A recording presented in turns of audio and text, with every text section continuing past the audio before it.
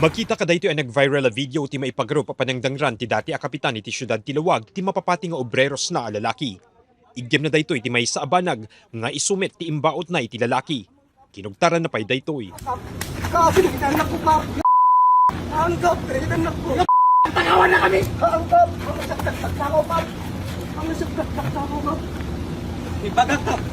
Respetuin da ka.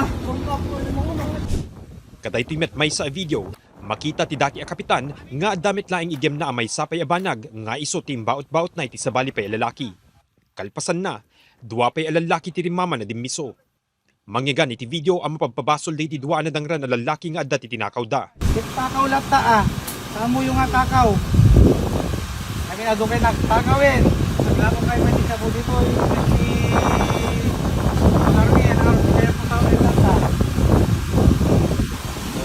Hanggang umamin, nakarkarot pa may akin niya. Agpapan ka dito agundaway padpadasen pay laing ti news team nga alain ti komento diti ag sinumbangi repartido para iti panakalawlawag ti pasamak. Kabayatan na naipadano nen kanilawag City Mayor James Brian Alcid ti insidente ken naiget na akon kondena ren daytoy. Siyempre, based on the video, okay talaga, madi. Na video man when madi, ay haan, kita panagit mo tao, physically, akit madi, not just physically, verbally. So, madi, DJ ako, na di nakita tayo the video. Kunati Mayor, ang nagikoordinar isunan tinawag City Police Station ken maiwaya tinaununeg pay nga investigasyon.